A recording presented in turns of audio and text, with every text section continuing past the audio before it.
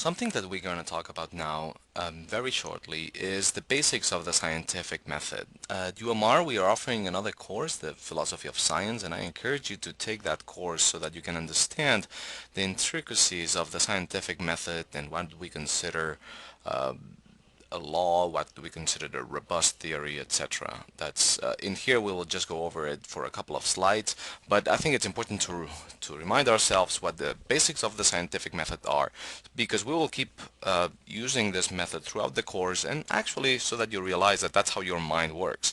And that's an important um, distinction, is that the scientific method is not something rare. It has one basic assumption, and is that the universe is a cosmos. And by saying that, it means that the universe is an organized system, and that organization is available for understanding to our minds. So this is our assumption that we can understand the universe. It's some alternative methods may not consider that, but we are trying to understand as much as we can. So we're going to assume that the universe is a cosmos. That means it is or an organized system. Therefore, we can understand it with our minds. So what is the basics of the scientific method? Let's give an example. Imagine in winter comes and you want to know what should you throw on the roads so that the ice melts faster. You could think of maybe if you throw sugar on the road, or if you throw pepper on the road, or if you throw salt on the road. Maybe one of these can melt ice faster. So that's the first step of the scientific method. You first have an observation in a problem, a question. In this case, it would be you have ice on the road, and you have a problem, and the problem is how can I melt the ice on the road by throwing any kind of compound or something that melts the ice faster. So the second step will be we'll have to build an hypothesis, and my hypothesis would be that I'm going to say that if I throw sugar on the road, on one road, and pepper in another road, and salt on the other road, I'm gonna say maybe if it's pepper, the road where I threw pepper on the road, it will melt faster. So I'm gonna make a prediction on the design of this experiment. So notice that there's always a preconception. So you cannot come to the experiment blind. You will have to assume something. However, the experiment, which is the next step, will be what will tell you if your prediction was right or wrong. So you have one road where you threw sugar, you have another road where you threw pepper, and another road where you throw salt, say sodium chloride. And then you observe, you analyze what happened. Okay, and then this will lead to the following observation. So hopefully, if the experiment is done correctly, we'll see that salt depends on what the kind of salt you threw, but it may be the one that that melted the ice faster. So there will be an observation, and then you may want to, and there will be another question. For example, what kind of salt? Maybe magnesium chloride, and so on. So notice that the scientific method works in a loop fashion, and to the point that there will be you will start knowing about the universe doing this set of observation, hypothesis, prediction, and experiment over and over again.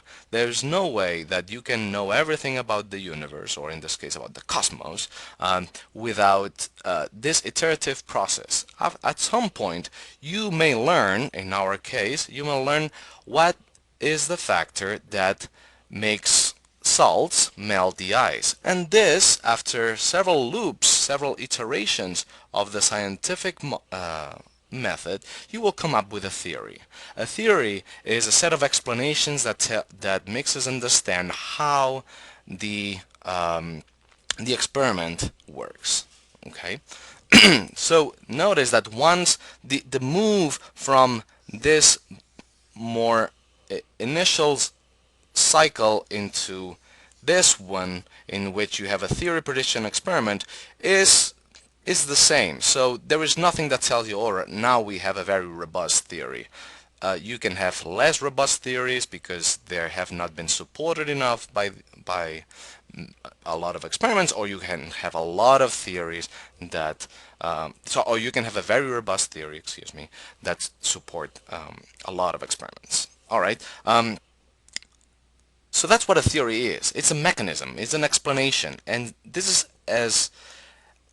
as best as we can get from science. It's actually a theory, something that makes us understand how the universe works. In our case, the theory that explains why salt melts the ice, it's something that we call colligative properties, in which the concentration of a solute can lowers the freezing point, etc. We will actually talk about that.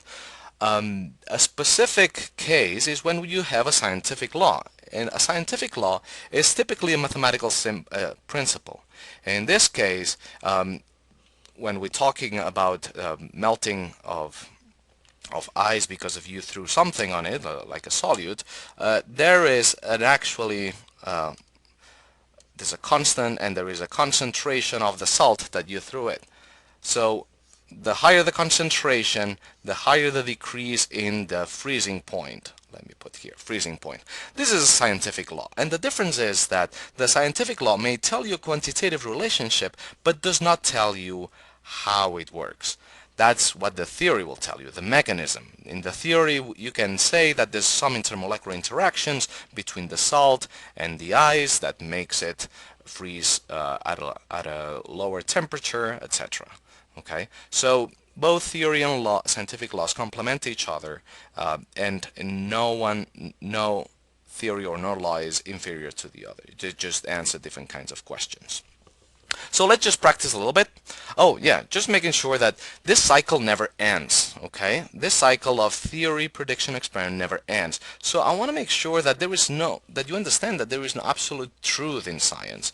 Scientists should be very wary to use the word truth, at least in capital T, because all theories can be falsified. So we have to be very modest when we talk about that our theories, they may be very robust theories, but they can always be falsified. And that's as high as we can expect from science. So let's just practice a little bit just for the sake of practicing what we just said. In this case, it's a multiple choice question, and in which it's asking the first step of the scientific method involves forming a hypothesis, making observations, performing an experiment, or predicting the result of an experiment. One just needs to go back to this slide and see that the first step is asking those questions, having that problem, having the observation. Okay, so you first have to make an observation. You have to come into contact with the universe before you make any hypothesis. Let's make another multiple choice question. Identify which of the following statements is not a theory but a hypothesis. And notice that this may be a little tricky, but in this case will be the way the sentence is phrased. Maybe Chris is late because his car broke down. And the other sentences kind of trying to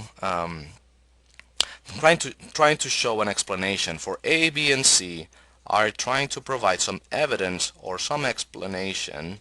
However, in here, A is just an hypothesis. Okay, hopefully this makes a little bit of sense. And notice that your brain works the same way. So the scientific method is how logics applied to understanding the world works. So it shouldn't be that foreign to you.